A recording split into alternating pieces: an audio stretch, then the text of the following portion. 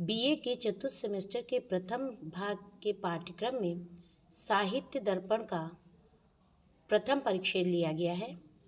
साहित्य दर्पण के रचयिता आचार्य विश्वनाथ जी हैं, इसलिए हमको पहले उनके विषय में थोड़ा जान लेना आवश्यक है। आचार्य विश्वनाथ को कविराज कहा गया है और वह कविराज इसलिए हैं क्योंकि उनका नाम संस्कृत काव्यशास्त्र के इतिहास में स्वर्णाक्षरों से लिखा गया है। इन्हें संस्कृत काव्यशास्त्र के क्षेत्र में परम प्रतिष्ठा प्राप्त हुई है। इन्होंने एक प्रतिष्ठित सुशिक्षित ब्राह्मण परिवार को अपने जन्म से विभूषित किया। इनके प्रपितामह नारायण पंडित जी थे। वो एक बहुत ही विद्वान थे। इनके पूज्य पिता श्री चंद्रशेखर भी प्रसिद्ध विद्वान रहे। इन्होंने अपने पिता के पुष्पमाला तथा वाषाणु नामक 2 ग्रंथों का उल्लेख भी किया और वे अपनी पिता की विशेषता के लिए इस प्रकार लिखते हैं।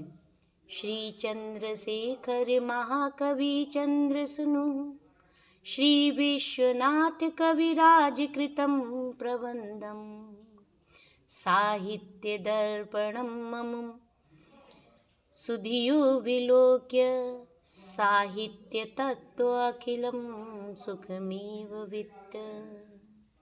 विश्वनाथ कविराज का स्थिति काल 14वीं शताब्दी लगभग माना गया है, क्योंकि आज तक ऐसा हुआ ही नहीं कि किसी लेखक या कवि ने अपना जो उनका जन्म कब हुआ ये पूरी तरह से कहीं पे लिखा हो।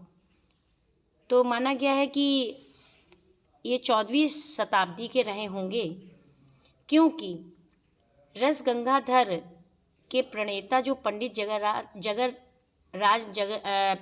राज जगन्नाथ जी थे, वो अपने उसमें उन्होंने साहित्य दर्पण की चर्चा की थी। अतः यह सिद्ध होता है कि वे पंडित राज जगन्नाथ से प्राचीन थे। साहित्य दर्पण की जो एक हस्तलिखित प्रति है, उसमें भी लेखन की तिथि 1440 विक्रम संवत डाली गई है और सन 1384 डाला गया है। तो भी इससे यही ज्ञात होता है कि 14वीं शताब्दी में इनका जन्म हुआ होगा। अतः कविराज का स्थिति काल इससे पूर्वी होना है निश्चय हुआ। और अलाउद्दीन का शासनकाल 1296 से लेके 1316 ईस्वी माना गया और उन्होंने विश्वनाथ कविराज का स्थिति काल 1300 ईस्वी से 1350 ईस्वी के मध्य माना गया है।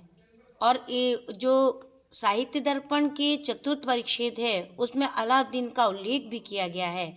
तो इससे यह पूर्णतः सिद्ध होता है कि 14वीं शताब्दी का पूर्वार्ध ही रहा होगा इनका स्थिति काल। आचार्य विश्वनाथ जी की कुल 8 रचनाएं हैं। उन 8 रचनाओं में राघव विलासः, कुवलयाश्च चरितम, चंद्रकला नाटिका, प्रभावती परिणयम, प्रशस्ति रत्नावली, नरसिंह विजया, कंस वधम और सबसे अंत में साहित्य दर्पण। कविराज विश्वनाथ विभिन्न विषयों एवं भाषाओं के प्रकांड विद्वान रहे हैं। इन्होंने 18 भाषाओं पर असाधारण अधिकार प्राप्त किया।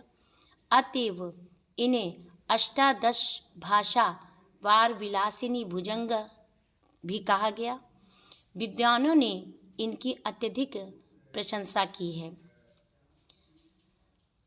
अब इसके पश्चात हम दूसरी वीडियो में साहित्य दर्पण के बारे में जानेंगे।